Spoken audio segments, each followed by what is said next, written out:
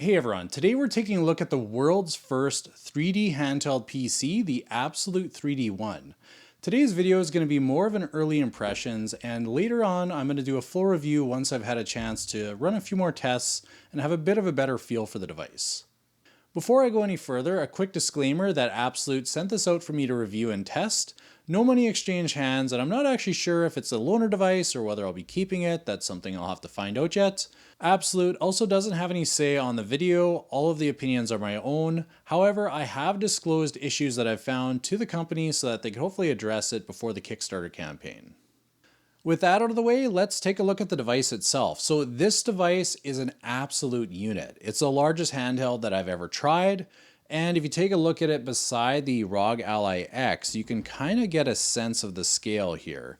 It really dwarfs the Ally X. So you might be thinking that, with a device this big and this heavy, that it's going to be fairly uncomfortable to use. That's what I thought when I first took a look at it as well. But I have to say it's actually a little bit more comfortable than I was expecting.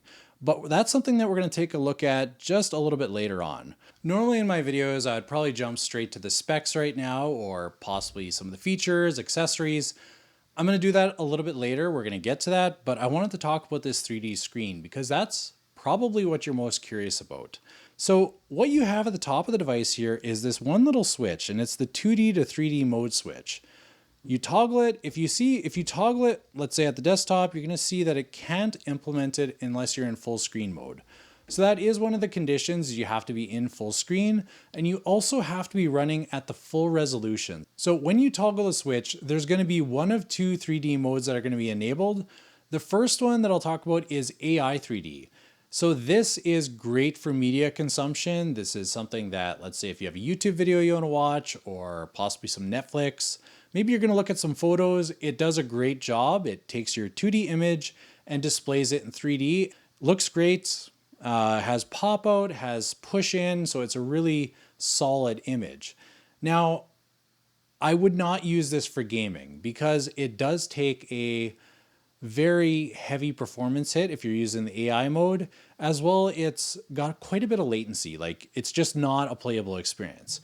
Now, I want to clarify, I'm talking specifically about the AI 3D mode.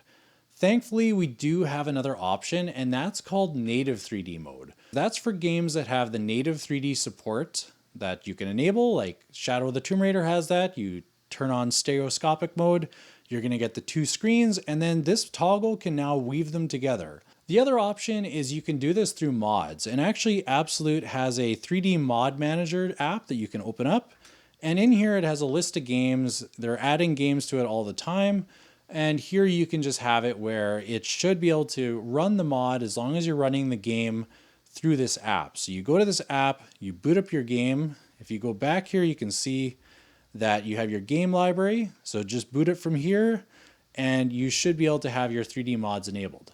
The other option is to use other mods. Like there's another developer that showed me, he's actually in the Absolute server, so come check it out. His name is Blue Sky Defender, super helpful guy. He made the Depth 3D mod that is a part of Reshade. So you download this app called Reshade, and you can inject this mod into pretty much every game that I've tried. You open up the software, you pick your game, you inject the mod into it, and then from there you can open up a menu, toggle things, change the settings, and then you're going to get that two screens that are separate, and you can just enable the 2D 3D switch, and then they're going to be weaved together into your 3D image. What I will say though is that games that are like Shadow of the Tomb Raider that are maybe a few years older but still fairly graphically decent work fairly well. Like I was playing, somewhere in like the 40s for my frame rates, and that's of course with the settings all the way down. Another game that you could probably mod that I think would be a good example would be The Witcher 3. So think of those kind of games when you're thinking about gaming on 3D games here. Another good implementation would be 3DS games. Now, I don't really show too much emulation in my videos just because Nintendo is gonna Nintendo. The other thing is like side scrollers, like let's say Hollow Knight. Like those look pretty decent. They naturally look like they have some depth in the game, and this just makes that come out and come alive. I wanted to talk about the screen a little bit before I jumped into everything else, so now let's take a look at the actual features of the device. The ABXYLUTE 3D1 isn't just a handheld though, they call it a 3-in-1 setup that you can use different accessories to use it in different ways. The first mode is obviously our handheld mode that includes the controllers attached, which, spoiler, they can actually be removed. The second mode is basically to use it as a tablet or a tabletop device. So you can click off the controllers like I'm showing you here, and then you could use them as Joy-Cons. They work independently. And you can play them, kind of like you do on a Nintendo Switch. But if you're like me and you're not really a fan of having your controllers apart, they also have this controller bridge. So what you do is you just attach your controllers here, and then you have your controllers together like a really large controller. But the nice thing is that this thing actually has a battery inside, so you're going to extend the battery life of the controllers. You get a light here that indicates what the charge level is. There's also a USB-C port so you can charge it and basically have your controller always powered. Honestly, this is probably the mode that I've used the most because usually I'm at my desk or near a table and I'd rather just play with the controller and have the tablet on the table. Of course though, I don't play it flat on the table. This has a kickstand that you can pull out and then just rest it on the table and you can play in comfort. You don't have to lift the device, you just have a really light controller. And the third mode is actually using it as a mini laptop. So my review unit came with this keyboard. I'm not sure if it comes with all devices. I suspect it does. And this just magnetically attaches to the bottom, and now you have a full keyboard and trackpad. The nice thing about this is it's very similar to what we've seen on the 1X X1 and the 1X 2, but I have to say that this one does feel a little bit more premium. When I touch the material here on the back and on the front, it's got like a very soft touch feel, like a silky smooth kind of feel. The keys themselves actually feel pretty good as well. Like they don't feel quite the same as the X1. I would say that keyboard as well just does feel a little bit more premium. The nice thing about the keyboard too is it also acts as a cover. So if you want to put your device away and have your screen protected, you have this nice cover. And it's also magnetic at the top here. So when you put it here, it clicks down and it'll actually magnetically stay on the screen. And while we're talking about the accessories, one more that came with the device is actually a hard shell case. Now, I don't really spend much time on cases because they're usually pretty simple. This one's a hard shell case, protects your device, obviously, when you put it in a bag or a transporting. But one thing that I really like about this case is that it actually has a slot for the controller bridge. So it fits right in there. You can bring it along with you. And the other nice part is that you can actually keep your keyboard attached to the device itself. So if we put everything back together here, put the controllers back on, put it in the case, we have the controller bridge underneath, we have the keyboard attached, and everything's together. We don't have to worry about dragging our accessories in another bag. So I really like that about this case. As mentioned earlier, this is an early impression video. I didn't really have a lot of time to do a lot of the testing and to record it, but I will show you a couple of games in 3D mode and a few games in 2D mode just to give you a little bit of a taste. The full review will have more testing, so let's take a quick look at that. First, we'll take a look at Cyberpunk, and what I'm going to do first is show you at 1080p with Steam Deck preset and XeSS, and just show you how this compares with a couple of other devices. So we're going to be at this stationary spot here. We're at about 46, 47 FPS. And if we take a look at the Ally X, we're getting roughly 42 FPS. So not a super dramatic difference, but it is a little bit better than the Ally X. And if we compare it with the HX370, we're also getting 47 FPS, same settings, except using FSR instead of XeSS. So it seems to be performing pretty much the same. Now we're going to crank it up to 1600p and see how it does. What we have here is frame generation turned on. We have our settings down to low. We're going to see how much we can squeeze out of this before we try out 3D.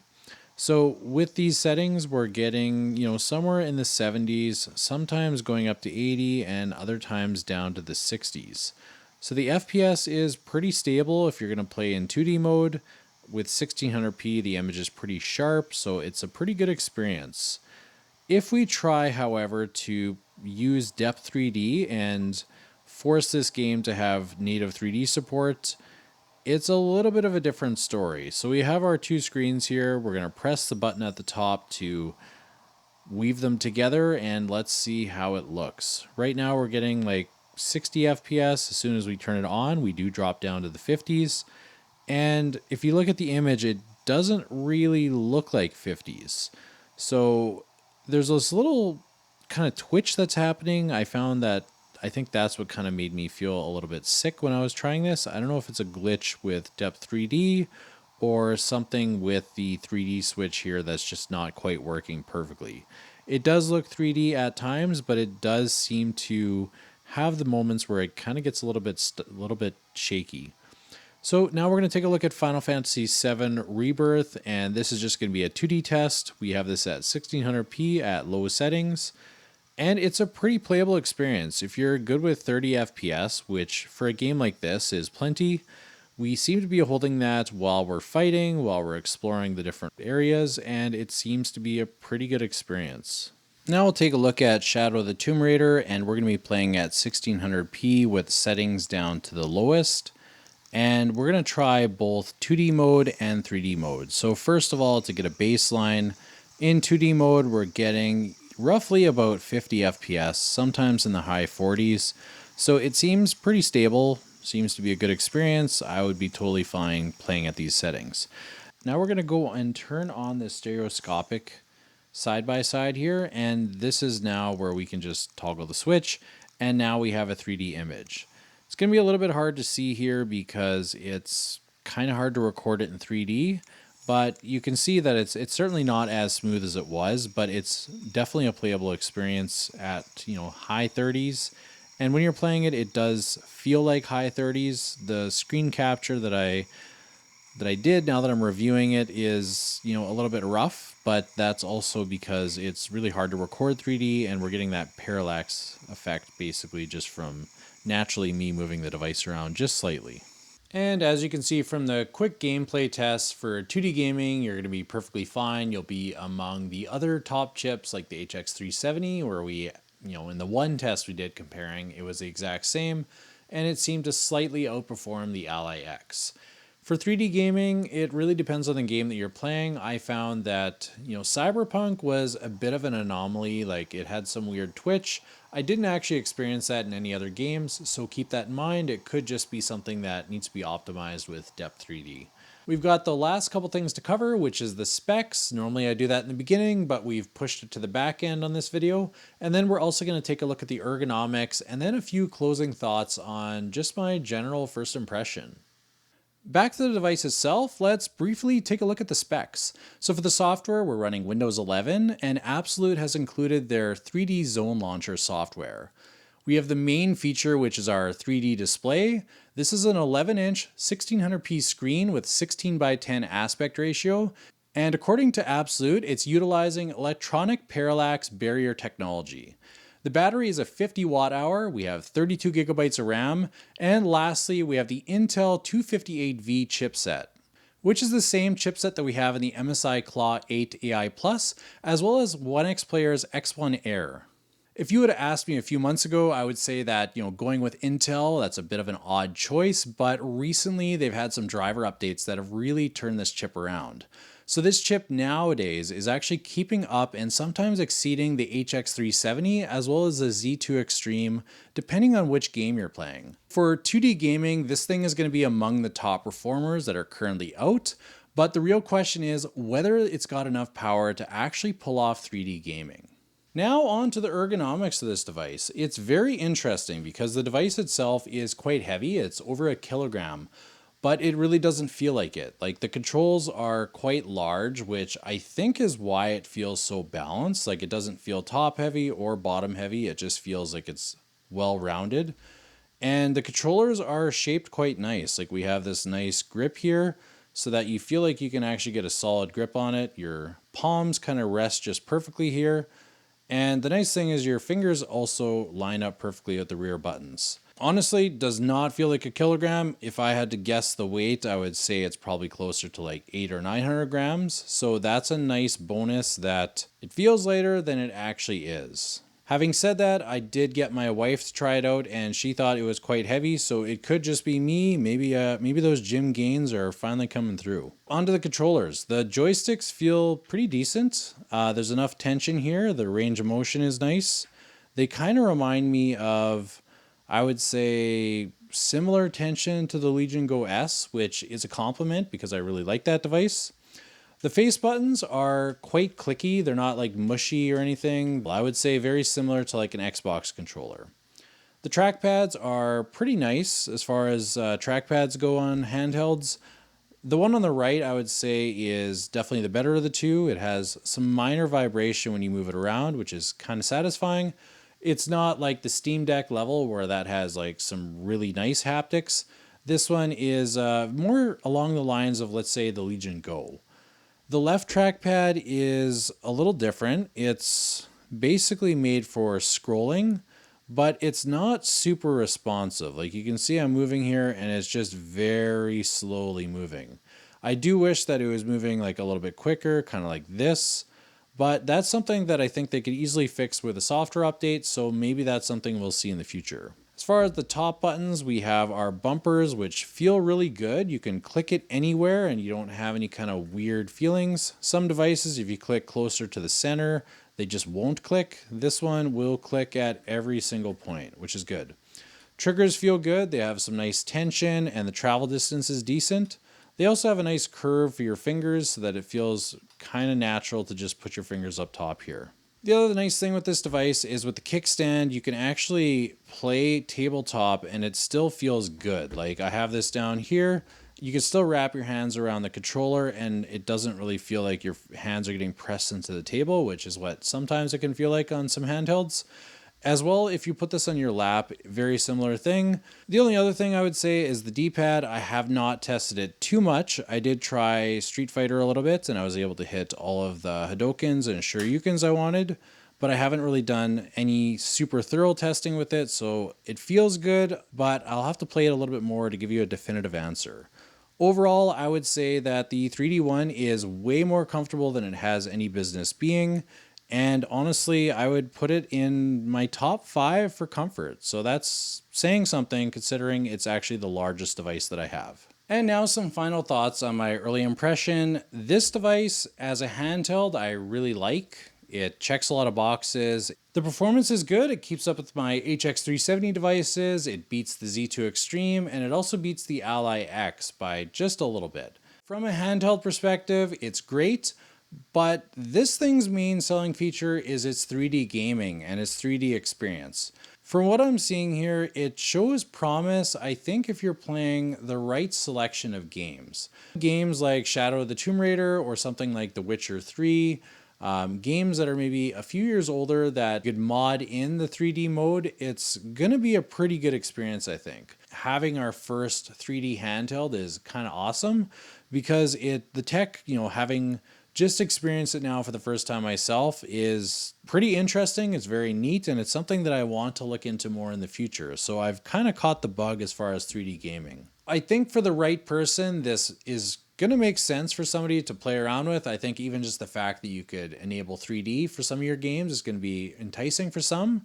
For others, if 3D isn't really your thing, it might be a bit of a steep ask paying the price that they're asking right now on Kickstarter.